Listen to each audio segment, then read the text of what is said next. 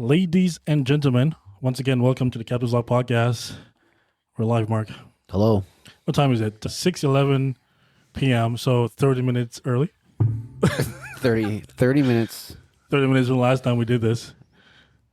Yesterday we came in, we started like at 6:45. We're supposed to start at 6 p.m. Yeah, well. Your mom was like, what's going on? Still did better than the one before that when nothing turned out. So we're getting better each time. Yeah, definitely. So let's see. Ladies and gentlemen, welcome to the CptsLogs Podcast, everything aviation and more. I am the one and only Richard Tullow, one and only Jamaican Bacon. So call me, and we got the Mark Attack here. I didn't come up with that name, by the way. Yeah. So today we're talking about everything aviation.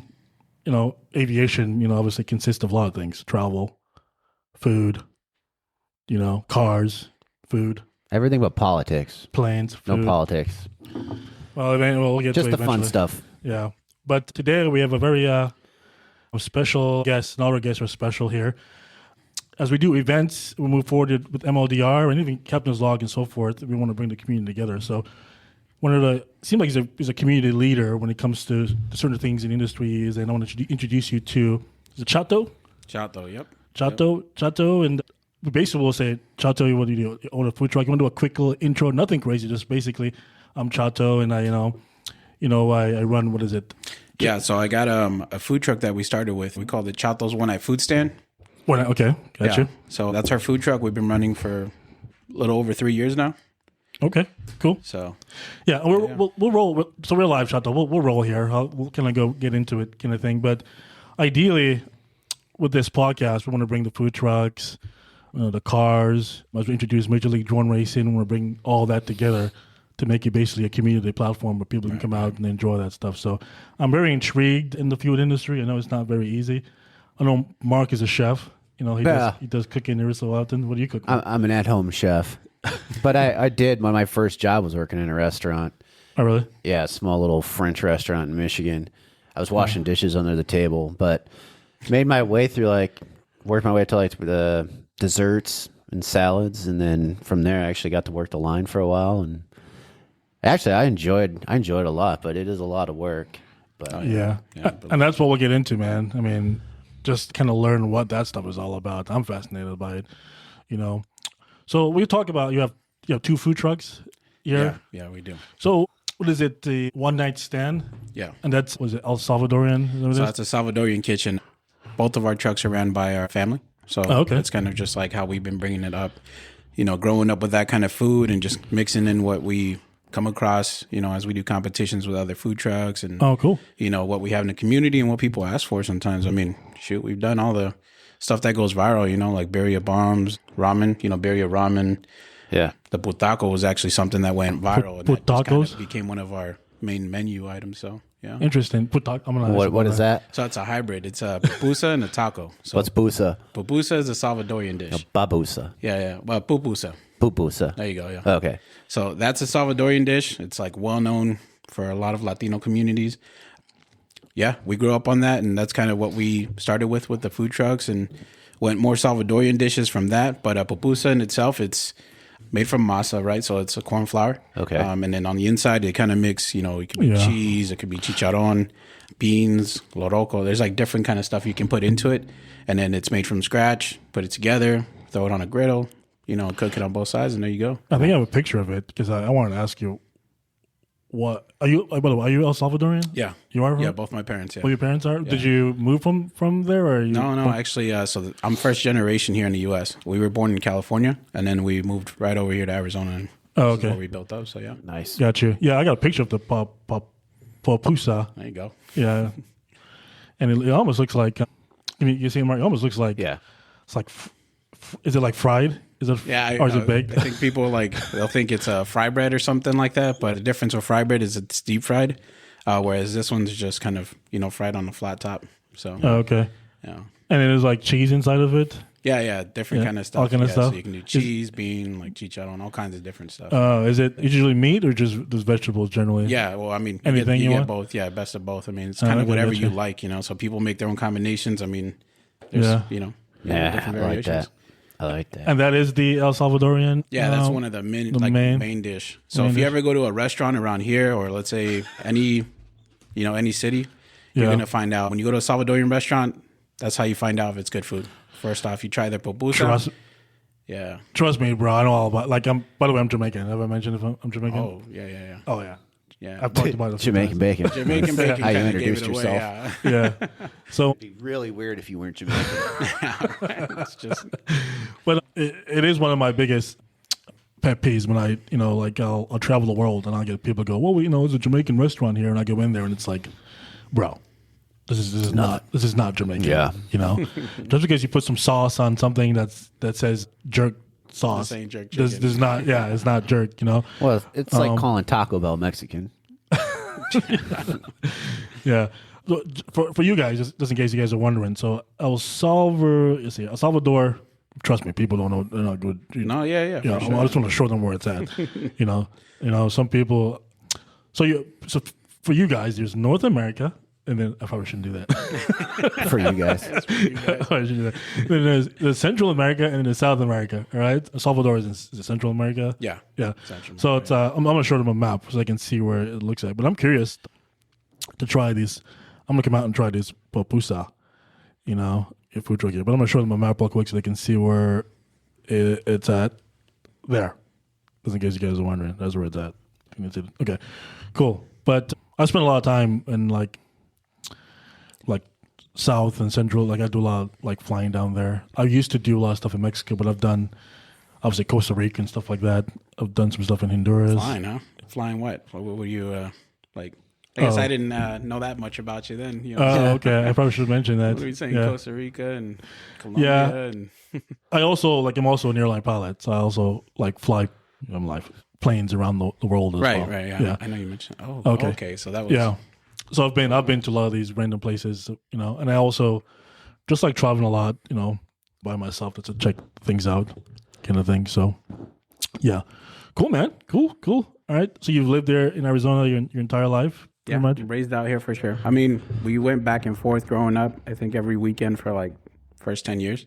Gotcha. Went back to California just because the whole family was out there. So that was just like, part of us does live out in California, But I would say, we are raised out here. So what part of California you come from? So part of the, South California. So like a bunch of my cousins live in Pasadena area. So Duarte, South Central LA. So it's like all those areas. Gotcha. But yeah, we just kind of grew up with that city and grew up with our family out there. And I think ever since I could talk, it was always Raiders, Lakers, Dodgers, and Oscar de la Hoya. So all right. that was always our, well, you guys still have the Dodgers, so. The Raiders, those are, the Raiders in Vegas now. Yeah. So those are. And the A's will soon be in Vegas. Yeah, man, that's crazy. But I love Southern California. It's obviously it's so beautiful. Weather's nice, but too expensive. Yeah. Like I don't know how you can do it. I don't know how people can pay their bills out there. Yeah, no, for sure, man. So how did you? Let's talk about. I want to get into the overall food because we'll talk about events and stuff like that. Did you like own a restaurant initially, or you just decided I'm gonna start a food truck? How long you been? By the way, how long you been doing the food truck stuff? 3 years, yeah. Oh, it's been 3 years. Yeah. Okay. Once we picked up a truck, that's when I started the food truck stuff. So. Okay, got you. Do you? Because I know there's a time like food truck was like a big, like people will like invest in that stuff because they were doing so well. Mm-hmm. So investors were like, oh, I want to get a food truck, but then they'll have like a specific location that they stay. How do you guys like? How does that work for you? How do people like? If I want to go, I want me a puputas and I want a good one from Chato's, right? Is there like a specific location I will go, or do I need to go find where your food truck is going to be that day? How does that? Well, yeah, I'm not going to lie, man. I want to say just this past year, we've been getting like frequent just questions of where you guys going to be at. Do you have like stationary spot? Because they just want to know that they can go there any day. So we're shopping around. I mean, I want to say, okay. God is good. So hopefully this year we'll have a restaurant nice. for us for that food truck. And then we'll keep running the food trucks because, we get requested a lot of times to come out to festivals, concerts. So it's just been building and we get a lot of opportunities. So Yeah, we're moving that direction with that. Okay, so you guys just move with the food truck depending on events, what's going on. Yeah, kind of thing? I think one of the big events that we've been doing monthly for the last 2 years, we organize it as well. I have 2 other partners. Was Taste of Phoenix. Yeah, I saw that on your website. So what we did with that one is just we kind of kept it close to basis, right? It was Peoria, Glendale, and I think we did Avondale area and part of Phoenix. So we just kept it moving in that area just because a lot of people wanted to show up for those. And so that's where we started planning them. So that was the most we got stationary, you know, in the sense of like someone can come find us each month or in that location. But outside of that, it's been moving around, you know. Okay. You just blasted on like all the social media and everything. Right. Gotcha. Facebook, social media, Instagram. Yeah, that's how I made it. Well, yeah, that is how I'm, in a sense, I kind of made it through the socials. But I used to work, because you're connected with AZ Trackstar too, like he's plenty. Yeah, actually, stuff, I think, it's right around where I was starting to bring out the food truck. I met him through a friend of ours, and it was this thing they were doing Tuesdays. And it was this car meet. It was like off of, it was 35th Ave in Peoria or something like that, 43rd Ave in Peoria. And so they were doing car meets there, and I met him there. But he was already building his own basis there. And I mean, I watched him just like I watch the other organizers and see how they, multiply. Because I see certain ones that when I started, they were, no one, right? Yeah. No one knew them. Yeah. And seeing them now, it's happy. I'm super happy to see them, building up their own success and their own groups and organizing. And the one thing they did, just walk around and talk to people, get to know them and shake hands and all those things. So I think just keeping to that, that's kind of helped us build ours. Right on. I'm gonna show them your logo and your food, because you got two. You got one night food stand, and you have a country line barbecue. Yeah, that one. So does one truck does one of each, or do they both do the same thing? Like private catering, if one of them's already booked, then if I need to use that second truck to produce the same, then we'll do the same. But for its own, it's been standing alone just on the barbecue since October. Okay. So October we'll hit 1 year running that truck, and oh man, we invested so much in that truck. But the blessing here is we've done so many events that the truck's paying off itself within the year, and that's just like something you don't hear, too often when you pick up. A food truck, a lot of people are still paying off their trucks that they've had for 3-4 years. So, it's a blessing that we get enough business that we're pushing and, we're moving in the right direction. So that's good. I think one of the best things about food trucks, honestly, is one of my biggest complaints is it seems like we have a very diverse restaurant culture here in Arizona, but we kind of don't. It's so much chain crap, and the mom and pop places that we used to have are all closing down. And it drives me nuts. It's like one man could only go to so many places. That reminds me of Chili's, isn't that what it all like? They opened this J. Alexander's in Chandler. I don't know what it is, but it just looks like higher priced chain restaurant food. Maybe it's great. I don't know. I haven't been there. J. Alexander's. There's always something about food truck though that this always tastes better. But that's what I'm saying. Like it's just like home cooked. Yeah, and it's diverse. If you go to a place where there's a bunch of food trucks lined up, the hardest part is what do I want to eat? Because that all looks freaking good. Like when we did your last drone race back over the summer. Yeah, wait, you were there? You were at the Garage Dreams? The Wild Dreams? Was that over Garage at Dream with the Garage Dreams? No, yeah. I didn't. You went to that one? Oh my God, people, you were smart. It smelled so good. Yeah. Like by the time we wrapped up, I was helping out a little bit over there. I don't do a whole lot, but I'll come out and help them out. Yeah, and I was like, I'm going to get something to eat. I'm going to get something to eat. And by the time we wrapped up, everyone was gone. I'm like, damn it. All day I'm smelling these trucks. And I'm like, yeah, we did the Garage Dreams. It was a car display show as well, but they had a bunch of food trucks out. But it was like in the middle of the summer. It was like, I think the first one I did was the first one, and it was in the morning.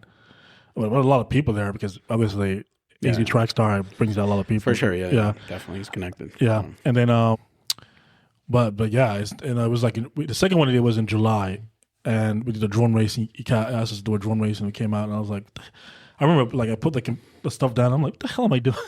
It was so hot. I was hot. What the hell am I doing? It was like, I think we're supposed to race at 10 a.m. I almost died that day, by the way. Like literally. Is this the I wasn't going to bring it up. First year you guys been running events with the racing, the drone racing? No, the drone racing has been around. We just really gotten into the car stuff because cars and drones seem to. We realized Big legs, yeah, for sure. Yeah, for sure. but also food and drone. I realized drones click with a lot of things. Yeah. People just like to be part of that system, so we connected it with a lot of different platform. But it really came about when we saw that with the car show and the food trucks. Like, okay, this might work. Because initially I was gonna try to do like a sports where it's in a stadium and you go in and there's concessions, and I was like trying to build it in such a way. But now I realize I can build it out where it's a community platform with our teams and bring out the food truck and get tons of people and all that stuff. So we've been around for operationally for like 2.5 years, really. Well, we've only done a few races where people have known about it, kind of thing.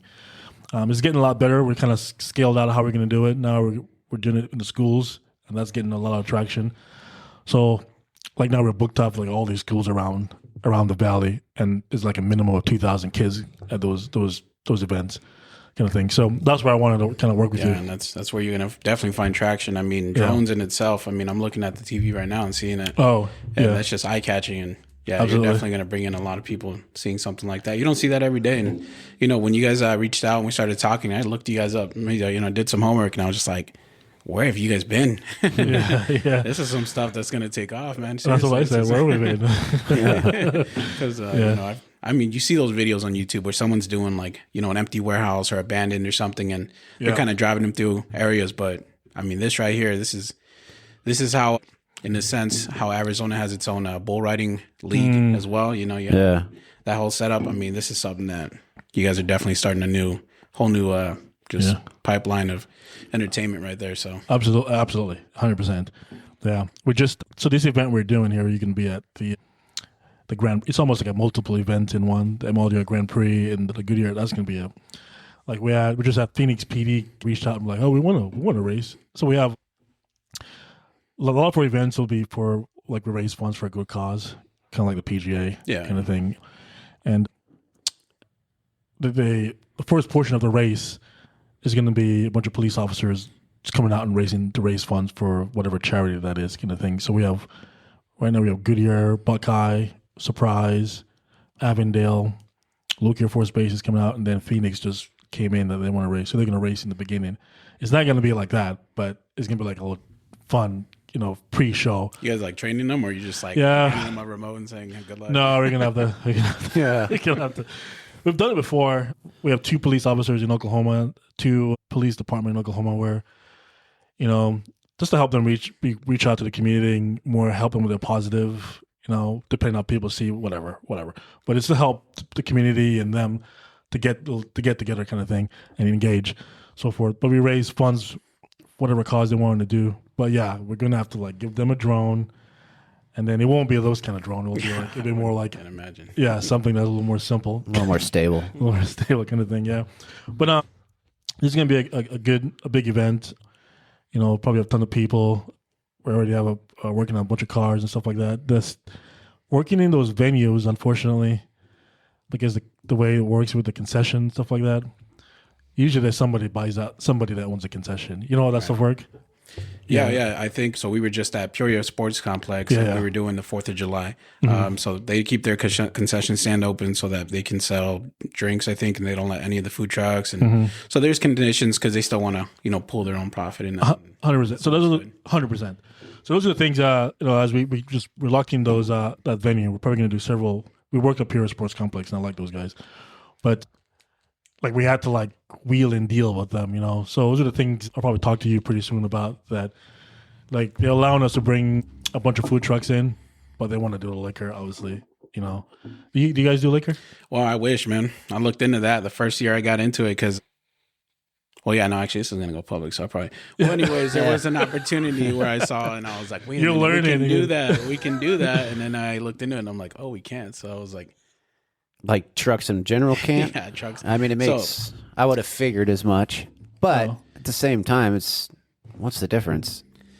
It's that liquor license. Yeah. At the same time, if you go to like locations, they have look, like their areas are permitted to have drinks in that area, right? It's not just they can walk around and have a drink in their hand. So those are the things that I looked into. So now, I mean, being in it where we're at with Taste of Phoenix, I mean, we've gotten big sponsorships, especially I think like Uber Eats and Very nice. AT&T has been one of us just kind of sponsoring and things like that. We'll talk about that more for Yeah, years 100%. because they want to join into, communities that like ours, like what you're doing too. So, but yeah, with them, they can get us locations and pay for those permits. And Oh, nice. normally it's like beer and wine. I think it's what's easier compared to like you get liquor, you're looking into like 50,000+. So Ooh, wow. Well, the great thing about working with is that I'm relatively good at that kind of stuff, getting the permits and I have and the nuances. So I've had to like restructure how MLDR is specifically for that. Like in Arizona, you can't have a liquor unless you're a nonprofit. You can get a bar license, you can have a bar license where you have a bar, and that's a lot different. But to get like a special event liquor license, you have to be a nonprofit organization to do it. Interesting. or be associated with a nonprofit. Or be associated. Yeah. So then, Yeah. so then the nonprofit Interesting. and there's a minimum you have to give so if the nonprofit comes in and do it, I think it's 25%. So you have to walk away with a minimum of 25% kind of thing. And so before you even, it's like anything else. You just can't. Its system is designed where you can't get away with it. Can't Right. walk in, Yeah. do it, and walk out. Exactly. You know. Got to know somebody. And know somebody. Exactly. So. Exactly. You know. So, like we're supposed to do that. That's another thing we want to do at the airport event as well. We'll talk about it. That's stuff as well. But like we had everything. You know how that's going to laid out and all that stuff. And the same thing with Goodyear. They want to do the liquor, so there's ways around that though. But we'll talk about how we can. Yeah, it's legal. Brown We can bags legally- and all that. Just hand that people. Oh no, I don't. I never said no. So, but yeah, awesome, man, awesome. I guess we'll talk about. I know when I went to New York, Brooklyn. Back when my dad lived in Brooklyn, there's this like really really nice Jamaican restaurant. Like it's considered legit, right? And he started off kind of like basically how you did, and he's Jamaican kind of sense. And he's just authentic, and his food is grown to a point where he just had to get a restaurant kind of thing. And he's at a point where, like, he has tons of staff and all that stuff, and it's growing. He's known to be like one of the best restaurant and all that stuff kind of thing. I was going somewhere with this night, and I forgot. Why are you looking at me? I'm No, not. because I want. This is important because I don't want to. Oh yeah. Was Yeah, this this is where I was turning going with into it. a restaurant? Yeah, no, but it's interesting because, like, he started off like his day before he starts, like before the restaurant. So, for example, the restaurant opens at 3 p.m. He's at the restaurant at like 6 a.m. Okay. Right, and then he closes it. Maybe he closes like at 11, and then he leaves out like at what, like 2 a.m. in the morning. That sounds like a restaurant owner for sure. Yeah. So is it? That's what I want to ask. That's where I was going with this. Is it? What is it? So, for example, you're doing an event, say tomorrow, or say you get called up to do an event like MLDR event. Hey, we're gonna have 5,000 people there, kind of thing, and it's one of these regular food truck event platform. We give you a good spot, and the event is gonna be a week out, kind of thing. When do you start like preparing for that event, and how much work do you get? I mean, it's a loaded question, but how much work you got to put in the night before to kind of get yourself ready for that? Yeah. So, the barbecue truck, obviously, that's you're looking at a 16-hour cook time with all the meats that we're cooking, things like that. But if we're talking the Chato's truck, the beauty about us being, a family-owned business is, I have my sister working in it. My partner works in it as well. I have my brothers, sister-in-laws, mom. I mean, everyone's got their hands in it. So when it comes down to it, I mean, for something like we're doing, and we do events like that often. So we shopping through the week, right? And the beauty here is my mom's retired. We actually retired her, and we bought her house out, took out, paid all her debt and all those things. And from there, she's been retired like 3 years, I think now. And she's what, 50? Wow, young. Jeez. She's 56. That's awesome. 50. You gonna retire me? Yeah.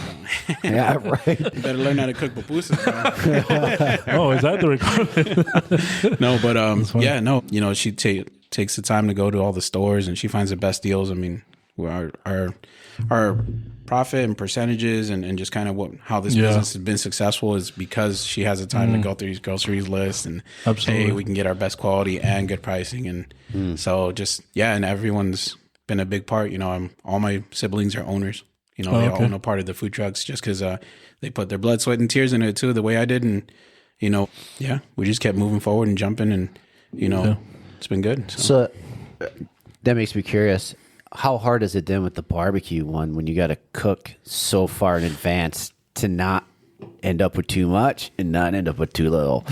That honestly, the way I learned it the first 3 months, because that was like a punch in the face, was there was 2 events that were promising, and we cooked over like 150 pounds of meat, maybe sold like 20, 30. So it's like not even half of it. Oh, really? Yeah. So that was like, well, what happened? And then I found out that owner or the organizer of the event changed.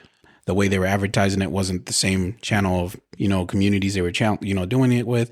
So all those things were after the fact. I'm like, well, let me look into their posts. Let me look into their social media. Let me look into why this wasn't successful. Cause I've been with them the last few years and they were super successful, sell out every single time. Like 100 food trucks out there.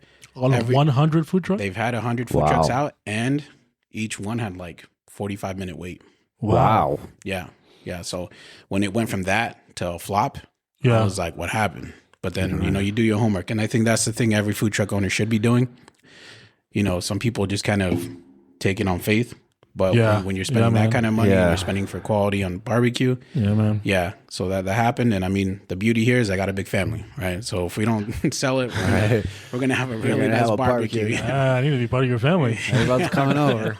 Well, hopefully I don't get no more flops like that. Yeah, man. I can definitely invite you over, brother. And that's it's interesting because as an event planner, those are things you have to, organizer, you have to consider as well.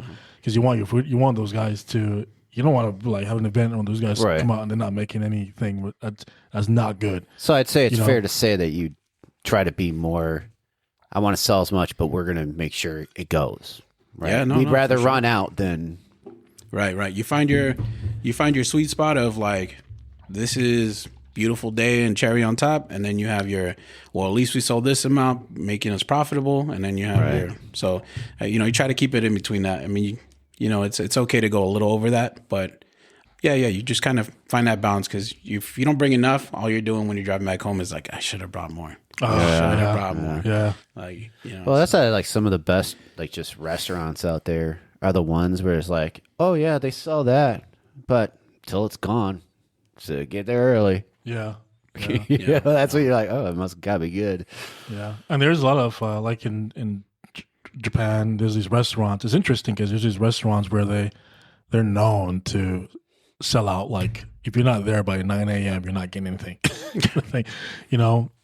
But that's interesting. Well, the thing about MLDR, and I'm trying to, because we're gonna do a lot of events. Like we're a league. Starting November, we're probably a minimum of one, per month minimum at the schools, and a lot of them will be in Arizona because they're home base. We're gonna be doing stuff in different locations as well. We're booked out in Vegas and whatnot. But the one thing I'm trying to be a little bit different when it comes to our events is foresight.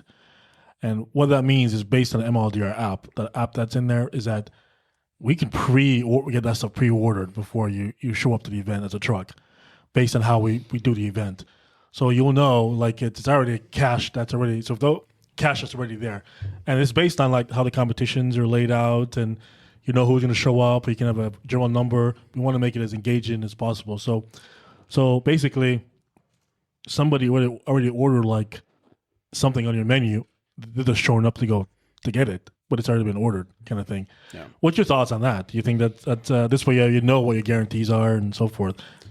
Yeah, well, I mean, being that we've been organizing events, I have seen throughout the last couple of years the change up. I mean, it's switching up, and the new organizers need to start thinking the way you're thinking. Yeah. Right. And especially for us, we're doing the same. It's that whole concept of what can we know, what can we see, and what can we feel that's actually coming. Because some people say, well, I've been doing this for 10 years, so it's guaranteed. And it's like, any year can change. Yeah. And the way you advertise it and how you speak of it, it could change. And again, I got a nice glimpse of that when we did that event with them. And I was like, oh, dang, what happened? 100%. Just they've been doing that for God knows how long. And they were at the Pure Sports Complex. And yeah, 100 trucks though, bro. It was at the airport. it was more like 55 trucks, That's still a lot. and that was around the baseball like arena or Yeah. the thing. And then on the top part, they had like another 150 vendors. So they had the trucks down on the field, Yeah. kind of thing, laid out, kind of thing. Yeah, So about like 60 food trucks, I think, is what was Yeah. called in, and then there was like another 40 food vendors up top, and then like 100 merch and like different kind of stuff. and that was like a competition. It was always just a taste. I mean, that's what they said, but I never got a judge coming up to our truck, so Yeah, because I'm assuming like how many people were at that event? If you mind me I asking. want to say when I was doing the homework, they said they were projecting to have like 5,000 to 7,000, but when we had the flop event there. For 50, that's a lot of truck for Yeah. 5,000 people. Well, the thing was, they were saying that it was. Well, no, I'm sorry. So you're right. It was 5,000 to 7,000 the year before, and they were projecting more than that, so closer to like 10. Gotcha. But the thing was, it wasn't even the 5 or 7. Oh, It God. you're talking about maybe 2 to 3 people per truck. The good thing was, again, gas mileage. we advertised ours, well enough where we had family friends, their friends come out. So we had people supporting us because they follow us or because, some of their friends that gave our information and we're going to be there. So, I mean, we didn't, we got at least our money back for the fee and, cost of food and time and all those things. But, Well, that's good. Yeah. Yeah, it helps to have fans and your own support system that will come for out sure. and see you. And so going into that, I think it's a great opportunity to work with you guys and the people that we've been building with, the communities that we build with. That's kind of who we are. I mean, if you go to my social media and you go to followers, you're going to see about more than half of them are vendors. And the reason why is because we go back and forth. We teach each other things. Hey, we went and did this event. Come check this one out for the next month. There's communication, right? So there's good opportunities. And on top of that, if it's a dessert truck, I'm going to be like, hey, I have simple desserts, but these guys are killing it. They're award winning, things like that. So we push each other, different customer base and things like that. So Yeah, nice. I've noticed it because it's okay. You can, I've noticed it. I've been speaking to, like he sent me, he's been helping me out with the trucks. Chato's my guy, by the way. Good. He's a VIP vendor. Seems like a good guy. Yeah, he really is. But the vendors have been saying very positive things about you. Yeah, they've asked. So Chato, there's one individual, actually several that says it, that asked me for us. Is Chato in? And I go, yeah. And it's like, if Chato's in, I'm in. So they have a lot of respect for you. So I can definitely see it, 100%. So that's good. But yeah, I mean, I think today, you just have to be a little more diverse and innovative with the way you do things, like with MLDR. And that's why I was wondering, that's a lot of trucks, and you want to make sure each truck benefits. You want a long line. You Make it worth them coming 100%. out. So you have to be very careful. Absolutely. Yeah. So with that, with the MLDR event, the drone racing itself is just an activation. The clients are really the vendors and the sponsors and the food trucks. You guys are really the client and obviously the audience and so forth. So we have to spend time. We want to spend time. How do we make sure that we can guarantee these guys they come out it's worth it? So we incentivize, and that's where the food tasting stuff comes in. Where if you go to the app, if you click, I'm gonna go taste Chato's truck. You get points, and then you get a chance to win maybe a merch or something or a cash prize. There's incentive for them to go, and then also you have a good idea, you'll start seeing that stuff rolling as we roll here, like with a lot of the schools we're working with and so forth. You'll have, you'll see on there on your platform where it says, well, I'm going to taste this food. I'm going to taste it because we're more active. So you have maybe hopefully you have a bunch of people. All of them might not show up, but at least you have a general, maybe, 40% of them just will, someone that's interested or something. Absolutely. Yeah, definitely. Yeah. And then you also, ideally, you really want to you almost want them to pay before they show up. I'm not lying. I'm serious. There's ways we can do that with the app where, and we can, I shouldn't be giving away my ideas, but that's how we're building this stuff here where these guys, you already got the cash. These guys just show up. And they get a card, a QR code, you give them the food, and you already got the cash. Whether they show up or not, that's their problem, kind of thing. And then everybody else is just extra, kind of thing. That's how we want to do it. This way you already know what you're looking for.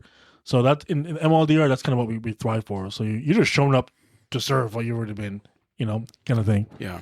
Yeah. We're building that. So it's it's a new age, man. You got to be smart. It really is, man. And I think a lot of the new trucks, or not just new trucks, but the ones that have been around, watching them change in like social media and how they, push themselves out there or how they advertise.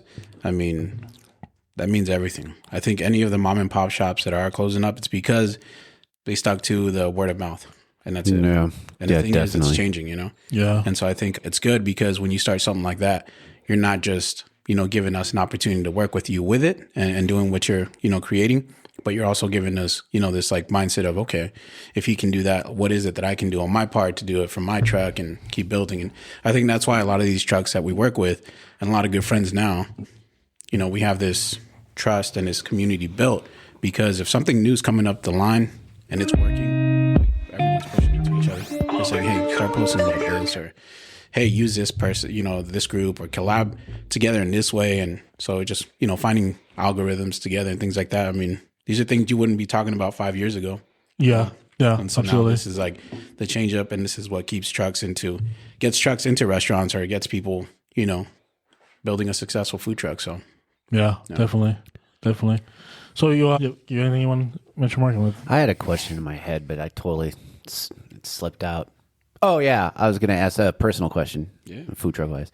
All right. So you're working. You're out there. You're like, I'm going to go try a truck. What are you going for? Who do you like out there? Or if you don't want to point just one person out, be like, oh, why do you say I'm looking him? over You here. could say, She's over here. what kind of food are you going for? See, that's the thing, man. I got so many close friends with food trucks that I couldn't put a name out there because they'd be calling me right after this podcast. So we'll just go like, what? Because, all right, your type of food is out. Barbecue's out, right? You do that yourself. The El Salvadorian food's out because you can just eat that yourself. Well, so not what? entirely, Just man. food-wise, what are you going for? You're going to go... Well, you're saying someone does barbecue better than you? Or what are we doing? No, trust me, brother. I humble myself when I need to. I mean, there is people better out there, and sometimes you just got to, ask questions. And one of my mentors, he's a great guy, is Jimmy, and he does a Kingpin barbecue. Actually, he's out in this area. Kingpin barbecue. Yeah, he's one of probably the best barbecue out here. And his is, I think I seen someone. There you go, folks. I got him to spin a name. Yeah, right. I think I've had him come out to our events, and that's someone that I also, we're going to talk to him and we're going to get him out to, the event coming out there. But man, this guy will have 60, 70 people sitting in front of his trailer while he's parking. While he's parking. Matter of fact, they'll create their own line, and he'll have to park in front of the line. That's so funny. That's how crazy it is, man. So he's got great food. He's been building it. I think he came out from Vegas too. He was building out over there with a restaurant, and he sacrificed so much, put a lot of work into it, so it's well deserved. But yeah, that's probably one of the barbecues out here in Arizona where I'm just like, that's our guy, dude. Okay. That's good All barbecue. right. But outside of that, for our Taste of Phoenix, we've had like all kinds of award-winning trucks come out. And, we'll have for our judges, we'll bring out foodies. And so we'll know it's legit, so people can get this context that this isn't just anything. This is, I need judges. Go ahead, sorry. Yeah. We're definitely going to put that on there too. And again, all those foodies have been great, incredible people, good friends now. And, they'll come out to other events too. So we definitely have this great opportunity to collab with a lot of people. But for burgers, there's one, it's Hav and Anna. And it's a wife and husband that they're running it together. It's called JA Food Paradise. So their burgers, top tier. Yeah. Honestly, it kind of annoys me because, when we do our competitions, I know I organize it, so I never take trophies home. But, I'll let them know, show them the score tag, and I'm like, just so you know, bro, you're winning right now, but just so you know. Who does is it the judges? The judges get around. Yeah. There used to be, I know there used to be obviously a TV show that does a food truck, but there used to be like a show that it was like a barbecue. I think I was watching it on Netflix, bro. Yeah, No, I think you're right. Yeah. Show on just about everything food, man. Yeah, Food's been like... But then they'll it's the way they judge it. It's like it's crazy. Like you're gonna wonder, like they bite into it, and then I don't know, man. It's something you gotta wonder. It's like, how do you even? Well, food is very you judge subjective, off a bite, right? huh? Yeah, exactly. Yeah, I mean, everyone has their own flavors, and then when you go get somebody who's, let's just say, like any food critic, like they go to a Thai restaurant, but they don't really like Thai food. Yeah. How are you going to get a fair judgment out of that? You know what I mean? Yeah, and we get that too with our judges. That's why we have more than I usually have 3 to 5. We've been hitting 5 majority of the time because a lot of them really want to come out and support. And so I think one of our biggest foodies, which was cool, His channel goes by Yeti Gang. Yet again. So, yeah, he was some guy. He just good people. Yeah, if you look him up, you'll get to see his videos. Like he does all kinds of promotions for restaurants. I mean, the guy is very awesome, genuine. So, but yeah, just when we had them all out, it was like this whole conversation about, you know, authenticity and, you know, okay, hey, is this food going to be good? And we had, I think there was one judge that was sitting at the table and they're like, yeah, I will never touch crab boil. And I'm like, who picked you out? Who's your judge? Like, I thought all the judges here were open to all the food. I was like, yeah, I did say that. But then I was like, all right, cool. We'll switch you out then. And they're like, wait. You saying if I don't try every food, I can't be a judge? I'm like, and then my guy was like, come on, bro. It's okay not that everyone don't like it. And I was like, I'm trying to give a fair thing to everyone. And it was like, well, this is fair. Not everyone likes everything. So I was like, touche. Yeah. You know? Yeah. It's tough. To find that. So Yeah. That's funny. That's interesting. yeah. If you go to like, you've been to Hawaii? No, not yet. Yeah, in Hawaii, I mean, that's pretty much all. I mean, it's like a food truck. It seems like everybody moves to Hawaii to go start a food truck. No? Like every types of, like you go there, you get, you know. Seems like an expensive way to start a business. Yeah. Well, I mean, it does make sense. Like if you go. I mean, imagine how much a truck's got to be out there. Just the truck itself. Yeah. But it works because, I mean, you're dealing with tourists. If you pick the right type of, you know, you just got to pick Hawaiian food, right? You know, or whatever, seafood, or stay within that realm of thing and, you know, try to make it. Then usually eventually people are going to show up every day because there's, you know, people coming through back and forth nonstop. But there's a spot out there where it's all food trucks, like a big circle thing of food trucks. And like, it's really good, like Hawaiian barbecue and stuff like that, you know. But I know the food competition that was on TV, they would spend a lot of time in Hawaii for their competition. Like the two. Well, you know? I would Which too. makes sense. Hey, we're going to Hawaii to shoot. Oh, okay. We're going to go visit the Spam truck. Then hit the pineapple truck. Yeah, definitely. So what else is like other than Papa to us? I'm just staying quiet just to hear him say Papa to us. You saying the pupusas? I don't know, Papusa. What else is also Salvadoran? Do you guys do seafood? Is it? So yeah, I think my sister just won this taco competition, and she unintentionally, because she wasn't wanting to play or compete, and I was like, come on, why not? So she took one of our shrimp tacos that just kind of has Salvadorian flavors. And she just put it out there, and it was for a casino, and she ended up winning the taco contest. So wow. I was like, Nice.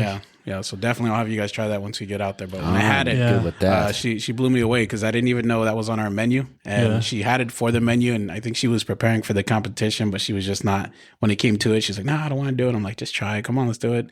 They're asking us to. There's other trucks. And she did, and yeah, she won. And I was just like, okay, what was this? She was like, this is our home stuff, you know? And I was like, what? Nice, man, nice. So yeah, judges loved it. And Yeah, so we do all we need kinds. to. I'm gonna track you down one of these days, and we need to go like one night just figure out where he's at and go. Oh, yeah, for sure. That's where we're gonna go have dinner. So paputas, get some paputas. Yeah, you got to learn how to say it first. Papusas. I almost feel like I'm saying something. Papusas? Yeah, pupusas, there you go. Papusas, yeah. Why do I feel like I'm saying something dirty? Yeah, when you say Might be. putas. It could be tricking us. Yeah. So are you guys out every night, every day? No, especially not over the summer. Oh, yeah. Pick and choose. And in all honesty, I think right now, our last 2-3 weeks, we've been just jumping into breweries. You know, I think it's one of those things where it's just a different combination of people. People want to try different food, and it's been successful with the food trucks. So. Yeah, there was several breweries that were doing that. There's that the Marine-owned Cider Corps. Have you heard of that? There used to be 2 locations. There was one in Mesa and one in Gilbert. They closed the Gilbert one, and they just serve like hard ciders. Like they make their own, and it's actually pretty delicious, whether you like ciders or not. But they had a food truck at their Gilbert one that I don't want to beat down on your burger guy, but the burgers, would knock your socks off. And it was like, this is great because now they don't have to worry about food. They can focus on the cider, and you're getting people who are focused on food, right? Yeah, you're gonna bring people in. Not with food, just we're second thought and some burgers back here in our kitchen. Like, no, they did these poutine fries. Poutine. That's good stuff. Yeah, Stop poutine. And then they closed. They serve pizza at their other one, which is okay. But Yeah, I think out here, the last brewery we were at was Chupacabra. Well, it was a tap room, I guess. So it has like everyone else's beer and some of like, I think Chupacabra owns Phantom or they're maybe associated I've heard or of something. it. But it's like downtown, was that Mesa or Chandler? I think it was like Chandler, downtown Chandler maybe. Yeah. So we were out there and I know there's a bunch of other breweries. So you'll probably see us around here. So just let me know. Or if anything, I'll send you guys the flyers when we're out here and just swing by. We want to come out. I want to come out. Did you guys? They do that Chandler. I went to the Chandler barbecue festival or something. That was out. This is a couple. That was. You guys go out there? So that's like right over here. I think when we started, it just had happened. So that was just this last year. Okay. So yeah, I plan on reaching out to him. Yeah, getting. Because honestly, sorry, no offense to anybody who showed up. Maybe I just didn't come across you, but I didn't see anything fantastic. I mean, I love Santan Brewery, but they were there. They had their truck there. I'm like, your bar's right there.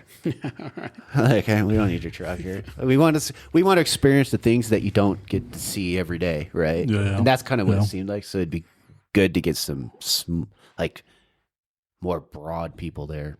It's a barbecue festival, so this is all barbecue trucks and food. If I remember right, yeah. I had a friend kind of drag me last minute, really? But it's literally like around the corner here. Oh, okay, gotcha. It was fun. Live music. That's one thing though I will say for like Jamaican food, you don't really find anything out here. Yeah, it's tough. I think there was one truck, and I think it was just called the Jamaican food truck, and they were good, definitely good. But I think they either jumped into a shop already, and I haven't seen their truck out for a minute. But outside of that, it's what I think. I have a close friend I grew up with as kids, but they're West Caribbean. So they do jerk chicken, they do curry goat, oxtail, all those things. And so, well, I'm drooling over here. His mom's been running that restaurant for. Where's this at? Is here? Kids. Is this in a? It's here. Arizona? Yeah, it's 67th Ave and Bethany, I believe. It's called Caribbean Cuisine. A lot of foodies are starting to hit them up because that might be my aunt. What? It could be like my aunt or my grandmother's. I don't think she's doing it anymore. My grandmother's sister had a Jamaican. There's not a lot. You're right. I mean, it's expensive to get the. I mean, if you're gonna sell oxtail for $35 per plate, it's gonna be hard to kind of survive for sure. Yeah, but at the same time, I mean, if people know about it, you know it's not easy to get. And if I know about you're it, gonna pay for it. You know, I pay for it all the time. Like I mean, I love me some. I was talking to Mark about eating it. chicken feet over here. Chicken feet. Yeah, I know, but that's a thing for the fan with that. So I was like, oh. No, when growing up, as a kid, it was like a regular meal I had. Yeah, it was like cooked. Curry. Now I can't do it. Now it's more of like a, I don't know, a nostalgic kind of thing, But and it depends on where I'm at. Like I travel a lot, so like if I go to in Florida, I was in Miami a while back, and I was on DoorDash, and I saw this Jamaican spot, and he had like cow feet and beans and stuff like that. The stuff like cow feet that I grew up, and I was like, so you said fat. Yeah, dude. Like, so but it's funny because I got it, and it looked very familiar as a kid, right? Tasted very familiar, the flavor. But I just couldn't get over the texture or knowing that I'm chewing on freaking cow foot. So Understood. Yeah, I just couldn't. So it tasted good. Then after like a couple bites, I was like, yeah, I'm just gonna pass on that. I just ate the rice and the. Went back to Shake Shack. He was like, it's like roti and rice. But I was telling them growing up, it was normal to have because my mother used to raise chickens. I used to help raise chickens and kill chicken and pluck the chickens and cut the heads off and all that stuff. I did all that stuff as a kid, and then we would get the hearts and gizzards and the all that stuff, and you roast that stuff and cook it up, and it was like the best part of the chicken. And then if you're doing a lot of chicken, that part, that's the part that they pull out, and then everybody gets that part. That's what dinner is. Dinner is gizzard, liver, kidney, and maybe some chicken neck and some feet, kind of thing. You know what's the funny thing is he said I was hungry for a while. He was like, I would never, but to me, I'm like, I grew up with him, so seeing that kind of stuff became the norm to me. Yeah. They used to own a shop too, so they had their own chickens, ducks. They slaughtered their own meat, even down to a goat, and they would sell it at their shop. I actually like goat. That was again right here, right down the. I think that shop used to be off of 43rd Ave in Northern. And so they used to have, and so the thing is, Dad's from, I believe, Guyana. Yeah, Guyana. I've been to Guyana. Yeah. His mom is from Trinidad. Okay.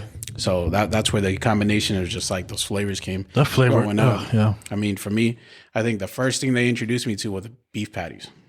Yeah. They had the beef patties, and it was like the hottest thing you can bite into. Oh, really? Yeah, it was the worst, but it was The worst. It was the best flavor. Like, yeah. So I grew up just starting with that, and then next thing you know, we're coming over and. Like how you said, we're eating liver and having all kinds of stuff, man. And it's a normal, and she just cooked it up with sauces. And I think the sauces just overpowered any kind of like texture that would that's the throw thing. you off. Yeah, those, for lack of better words, I'll call it the ethnic foods. Mm-hmm. No matter what it's going on, if it's something weird, quote unquote, that's you had to make it up with the seasoning and all that stuff. So if you watch these weird like bizarre foods and things like that on like. It's like the Travel Channel, or History whatever. Channel, what it is, yeah. Like you're like, oh, I'm totally down for this, and then they start putting the weird meat in there or whatever, and you're like, oh, but the stuff they put in it's like that looks fantastic. Yeah, man.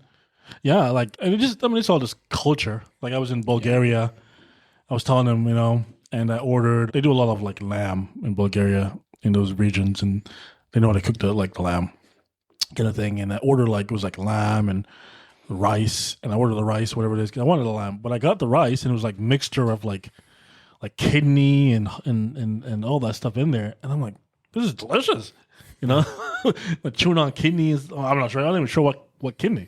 I'm not sure. I don't even know what kidney. I don't even know if it's like I don't know if it's chicken kidney. As long as it's not human kidneys. Yeah. But it's it's different. But I grew up on that kind of stuff. Like turkey neck was one thing I grew up on. As a kid, or when I say grew up, I was because I came here when I was 12 to Arizona. Yeah. So up until I was 12, Those turkey neck days were over. Yeah. But it's hard for me to like. I'm very as I'm older now. I'm very specific on my meats now. Like I can't. Like you were saying, he does gator. Have you done gator? I did once at that one spot off the I-17. There's like a Papados. Oh, Papados. Yeah, but it's so greasy there. Yeah, it's and you can taste the swamp in it. You can taste the swamp No, in it. I don't even know how to they explain did that it part, wrong. Okay, no way. No. Okay, That's so I'll agree. The Papados, yeah. They are way overrated, by the way. I went there like twice, and I'm like... And their gator was greasy, terrible. You got to try it again. What does it look like, by the way? Like looks, if it's done right, it looks like chicken. on the plate? Yeah. Tastes like chicken. Yeah, I think they bread it right most of the time. It's it's breaded or breaded? something like that. Yeah. It's Okay. usually like deep fried. Yeah. I don't know, man. There was one place that, there was a Louisiana type restaurant that opened over by Gateway Airport called Walk-Ons, which is a Louisiana restaurant. And sadly, they closed already. I don't think they could get the masses in there that they needed, but their gator would be what I would want to bring to you guys. And then if you didn't like that, then I'd shut the heck up. Yeah. So you don't know flavors, huh? But again, like, all right, well, getting gator to Arizona too. All right, well, how good are we talking now? Like, you're rolling the dice either way. It's the same with oysters. You want to eat an oyster here? Hell yeah. But, How fresh are you? it may be good. It may be pretty damn terrible. Well, I've had oysters in Ireland. Like I've been to Ireland, and it's like they have a spot, and the spot, like the ocean, Atlantic Ocean, goes through like the building. So the oyster, like they pick it up, and it's literally out of the Atlantic Ocean. Jeez, and you basically pick it up, you shuck it, as they call it, Yeah, and you put the sauce in it. It's just fresh out of the thing, and it's I like need to be there. fresh. Atlantic, Do you like oysters? No. Honestly, I think when I went for one of the last games for the Raiders, we went to, I forget what pier it is, but it's out in San Fran. And so they said, this is the freshest you're going to get them. And they were like, it's that good. And he opens it up and he's like, try it. And I'm like, I'm definitely not going to try it fresh. Bro. I'm not that kind to eat oysters. And he's like, all right, well, throw this and this and this. And I tried it. And he said, what do you think? And I'm like, yeah, bro, I don't care how fresh it is. Yeah. For me, man, that's tough. Yeah, same here. It's tough for me. The texture, like I have to have a lot of sauce on there. I think just So it's a waste of money. yeah, it really. You don't really want to eat them. Yeah, I mean, I can have it cooked. I don't like them cooked. I think Yeah, but I can't have it. the texture of a cooked one for me is something I don't like to do. I'd rather But I won't give anybody hassle for not liking oysters because that is Right. that's tough to look at. If I sat there and stared at it too long, I probably wouldn't be able to put it in my mouth. Yeah, dude. Yeah. What's a good number? Like, say, for like a one food truck, you go in an event, and they go, hey, we have around. What's a good number you're looking for them when you go, okay, we're probably going to do okay. With you talking about like for like how many people are going to show up? Yeah, at the event. Shoot, I will tell you this as an organizer, the first 2 questions I get is how many food trucks are going and how many people do you think are going to be there? Mm-hmm. And so in that, those are those questions, strongest questions. And if you can get close to a guaranteed answer on that, then you're going to find yourself building a community because that's what we did. Honestly, they were like, why isn't there, 30 food trucks out here? You guys have done that before. And I'm like, well, it's because 1, it's a different community. 2, the amount of people that we're projected to have here isn't as much as what we had over at the other location. So with that, over there, we had 30 food trucks. Over here, we're going to bring in 13. 13 food trucks, but we'll still have, all kinds of vendors where they can sell their merch, all kinds of, other things there. But just food wise, we'll half it. And just, you have to know when you should. And because it's better to have 13 trucks sell out than to have 30 trucks that didn't 100%. do, well enough. So 100%. Honestly, that's, it comes down to how you're projecting it. And from there, you can definitely make your numbers. I've been getting, those are the typical answers I get from the guy, questions I get from the guys. And I can generally answer those questions based on how I don't take the risk of I don't take the risk of just hoping people show up, man. It's just not it's just not a good idea, man. I tell people and the way I do it is like, we have the minor league drone races, which is we have teams of students who are going to be in the drone racing. They're part of our team. So each school will be like, eventually all the school will be a team. Like eventually, I probably could say this. The goal is that like all the police officers be like MLDR, so when they get pulled over, I don't get a ticket. Well, yeah. Know somebody, huh? Yeah, Show up to that. That's shake some hands. But like right at we're already booked out ASU Preparatory Academy and all that region, so we can give them their own region. So that's a minimum of who knows what that's going to be. We're going to have numbers specifically on those ahead of time. We just spoke with Phoenix Union High School, the district, Legacy Traditional School, which is where we did our last event. And then there's one more. There's 3. There's one more school. I'm missing one. Don't look at me. ASU, Legacy Traditional. But anyways, we're going to have all the Goodyear. So each school minimum alone will have probably around 600, 700 minimum students, then their parents and stuff like that. They'll have their own section kind of thing. So we'll have numbers projected that you can see on the app, these things. So I'm not, it's not about, we're not taking the risk of like, hopefully these people show up. And then each school get to pick their own pilots and all that stuff, and and back their pilots, and if their pilots win, they get kind of thing. And then ideally, it's a competition where schools are competing. So, we're gonna have a ton of people come out, and then the police departments and all that stuff. So it's gonna be a big one overall. So I'm aiming for, obviously, the last event we did with Easy Track Star, we had around 4,500 people. That was that one. But 1,500 of them were from the school. But he brought an additional like 3,000 people. Freaking a kid.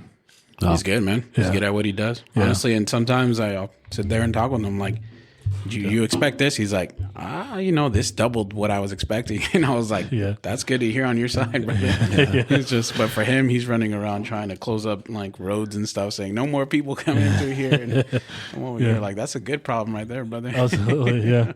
Absolutely. So it's working up to that. Cool, man. Cool. Awesome. Do you have any events coming up that you wanna talk about that year? Because I see that. Yeah, I see the. Was it the taste? Was it the house of? What is it called? I think we have one of our partners. He's working currently with like Trails, so I know they're looking at doing an event. But for the Taste of Phoenix itself, I think there's a couple locations that we're talking about. So we're looking into seeing how big of a location, because we did take a break. Honestly, we were doing it every single month for about over 2 years, and then back, I think May was the last time we did an event. So it's been June and July. We haven't done an event. So I think August for that event, we're gonna push something big. So I think that'd be a good opportunity for us to bring you guys out and let them know what's coming in November. Yeah, Yeah. We'll definitely want to come out. You guys host that event? That's your event that you host? So I use that event to, we promote artists, we promote food trucks, new coming food trucks.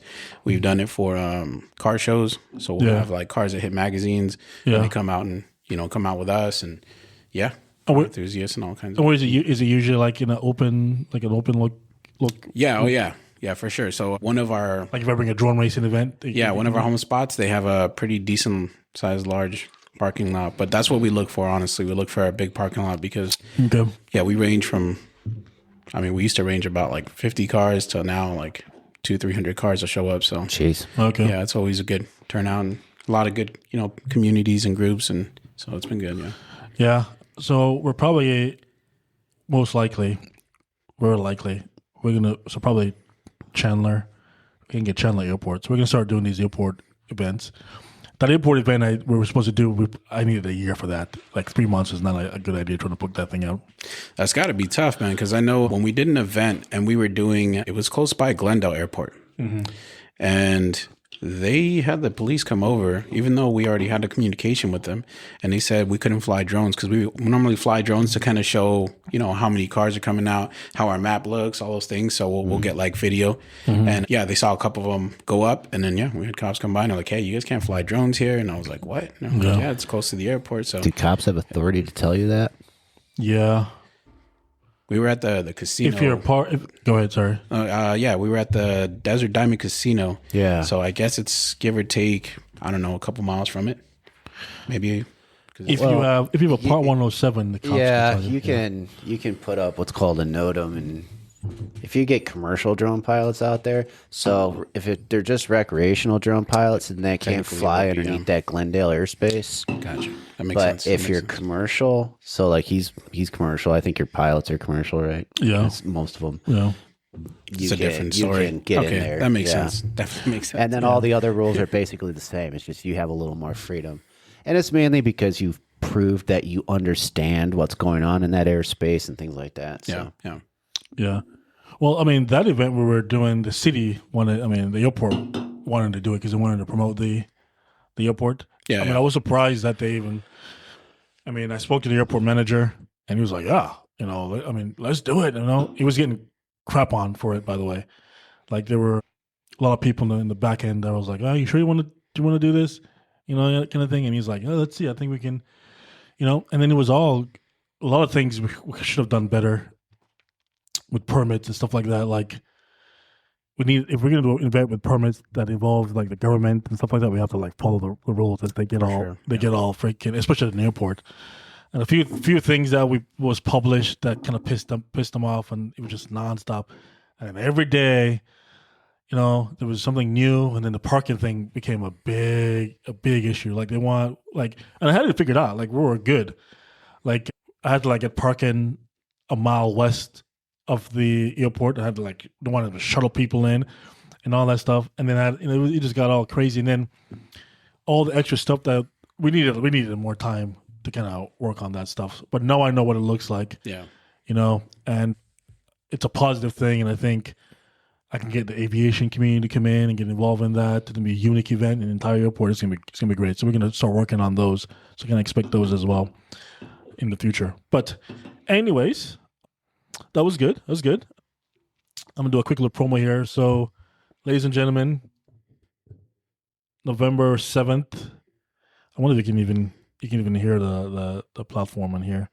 Drone race to fundraise, benefit Sons of Autism, and you'll be there, right, Chato? Of course, I'll be there definitely. And Chato will be there with Papa Tutas. Sorry. Pupusas.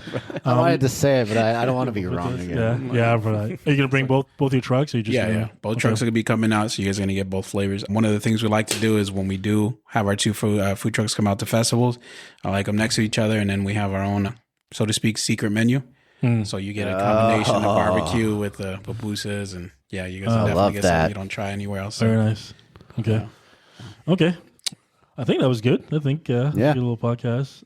Anything you want to add, you want to promote and push out, Chato?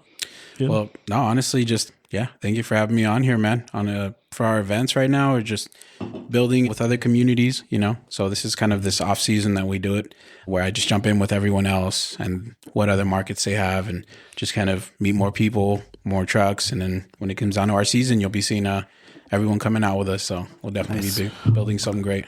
Awesome, man. It was great to have you. I appreciate your help. You're a good dude. You've helped me out a lot. We can build out these events. You'll be one of our VIP trucks. In fact, I'm like, you can't, if you don't, when you buy a ticket, you have to go to Chato, or you're not welcome in our event. They have to, you have to get a card stamp. Yeah. Did you go to Chato? You didn't. You're not leaving. Get your ass back in. We're gonna get you escorted back. Yeah, you're good. Yeah, So, like I said, we'll do. We're scaling out here. This is it. November. So, I was talking to my executive producer. We'll have 2 events that we recorded, come out to kind of prepare for this upcoming race, and this will be like our starter for the season. And we probably don't have an off season start in November, like we're going to consistently roll every month, kind of thing. We'll have large events, we'll have medium events, but a lot of the events will be at the school with the minor league platform with all the kids and family and all that stuff. So hopefully we can have you out and work with you, and I look forward to working with you, man, and the community and all that stuff. I think it'll be great overall. So sounds good, man. Thanks for coming. Anything you want to say on the mark? No, I'm good for this Sunday evening. Yep. Awesome, man. Awesome. Now I'm hungry. I'm gonna go get something to eat. Yeah, I'm not gonna say it again. I'm gonna. You guys know this area around here? Yeah. Well, you gonna recommend something? No. I was gonna ask you guys because this is Chandler's my new territory. So is it? To learn it, yeah. Oh, okay. Is this your territory, Mark? Is this Chandler your territory? Yeah. I live if I needed to, I could walk here. It'd be sort of a long walk. It's a long walk. But I'm pretty darn close. Yeah. It's growing here in downtown Chandler, definitely. But it's still a bit minimum. There's more places to drink than there is eat. Mm. But if you tell me what you're in the mood for, I could definitely suggest something. Santan is right over there. Of course, they do pretty good food in their restaurant. Is that it? It's all right. Santan, guys, just so you know. Yeah. Great Give me a shout out. Santan. So, yeah. I usually just come out here for happy hour. So yeah, that's good. That's why we're coming out with the food trucks now, man. It's all the breweries and all the spots to drink. They want us out here serving food. So that's smart. That's a smart business model. Yeah, absolutely. Because I would go have some drinks somewhere and come out and hit a food truck versus sitting in. 100%. Especially when there's 100%. few places here, because it's not to say that they don't have good food, but you get tired of it. I want some variety. Food truck is just I don't know what it is, dude. I don't know. I don't know what it is. It just always just tastes so much better. A hot dog from food trucks tastes better. Everything just tastes better. I'm a hot dog slut. I'll get a hot dog from 7-Eleven. Would you get a hot dog from 7-Eleven? Really? Maybe not 7-Eleven. I've eaten a QT dog here and there. That's dangerous there. Count 'em over here. It's like, not just Circle K. No. QT. They're moving product. that kitchen. I mean, yeah. I haven't gotten sick off one yet. Man, that stuff's dangerous. That stuff scares the crap out of me. It's funny because I've been to Japan, and 7-Eleven in Japan is a completely different. I mean, you got people going in there and microwaving food and sitting down. Those videos. You watch it, yeah. Pop the straw in there. Yeah, man. Sit at their counters. Sitting at the counter, having dinner. It's a completely different It's experience. legit, yeah, you come here in the U.S. and it's I don't know. You're sniffing piss as you're walking in. No. Literally, it's crazy. But So yeah. shout out 7-Eleven. Yeah. Oh, if they're gonna sponsor us, I take that back. 7-Eleven is actually great. No, That's right. In Japan. Richard's gonna hate this, but yeah.